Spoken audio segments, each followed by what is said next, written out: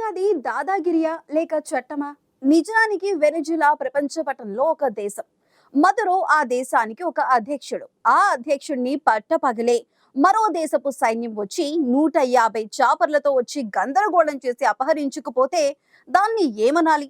ఇది యుద్ధమా లేక అంతర్జాతీయ దాదాగిరినా? జనవరి 3, 2026న వెనిజులా గడ్డపై అమెరికా సైన్యం చేసిన పని ఇప్పుడు ప్రపంచం మొత్తాన్ని విస్మయానికి గురిచేసింది. నికోలస్ మదురో అనే వ్యక్తి మంచివాడా చెడ్డవాడా అన్నది పక్కన పెడితే, ఒక స్వతంత్ర దేశపు సార్వభౌమాధికారాన్ని అమెరికా ఇంతలా ఎలా కించపరచగలదు అన్నదే ఇప్పుడు అస్సలు ప్రశ్న. అంతర్జాతీయ న్యాయస్థానాలు, ఐక్యరాజ్య సమితి ఒప్పందాలు కేవలం కాగితాలకే పరిమితమా? బలం ఉన్నవాడిదే రాజ్యమా అన్న అనుమానాలు సామాన్యుడిలో కలుగుతున్నాయి. ట్రంప్ ఆరోపిస్తున్నట్టు మదురో మత్తు పదార్థాల రవాణా చేస్తున్నారని, ఆయన ఒక డ్రగ్ కార్టిల్ నాయకుడే కావచ్చు, కానీ ఒక దేశాధినేతను శిక్షించే అధికారం మరో దేశానికి ఎవరిచ్చారు?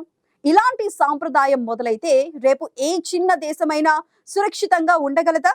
తమకు నచ్చని నాయకుడు అధికారంలో ఉంటే వాళ్లపై ఏదో ఒక ముద్ర వేసి ఇలాగే ఎత్తుకుపోతే ఆ దేశానికి దిక్కెవరు?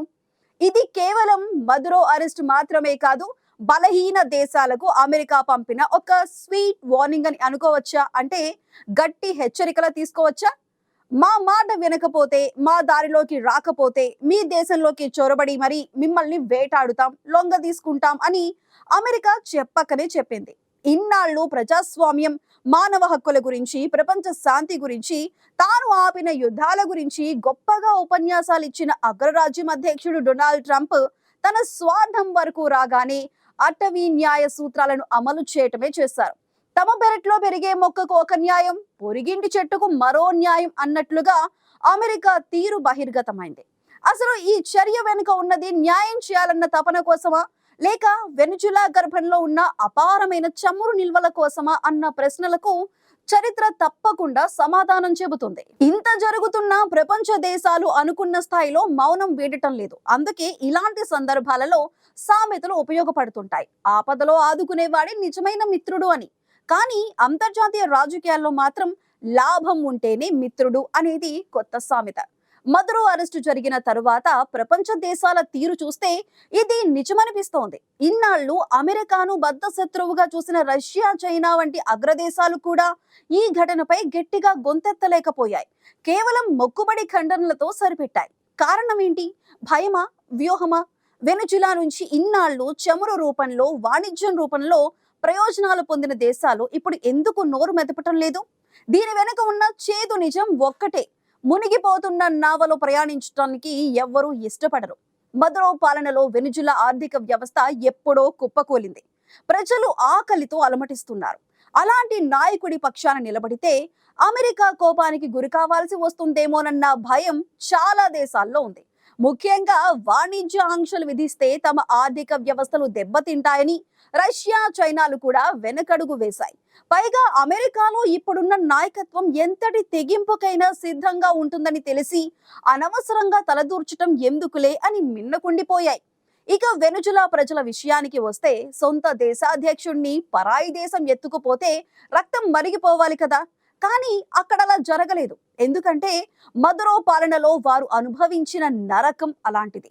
తమకు తిండి పెట్టలేని, మందులివ్వలేని నాయకుడు ఉంటే ఎంత, పోతే ఎంత అన్న నిస్సహాయ స్థితిలో అక్కడి జనం ఉన్నారు.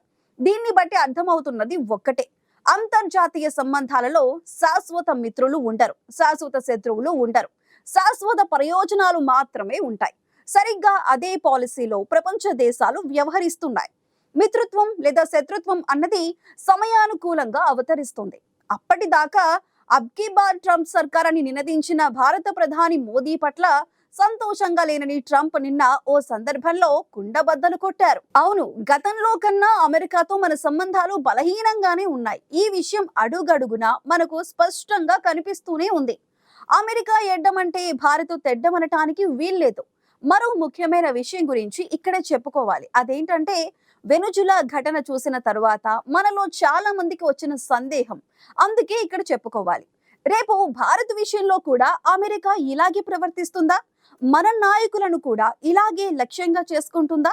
వందల విమానాలు చాపర్లతో మన నాయకులను కూడా ఎత్తుకుపోతారా అంటే దీనికి సమాధానం అంత సులభం కాదు.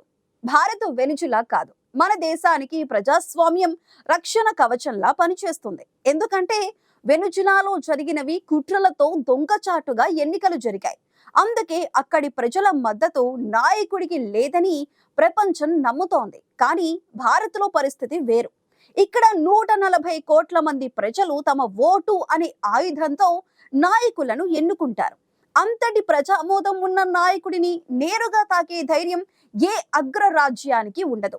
దానికి తోడు మనది అణుశక్తి కలిగిన దేశం. ఏదైనా తేడాలు జరిగితే 3వ ప్రపంచ యుద్ధం మొదలయ్యే అవకాశం కలిగిన దేశం.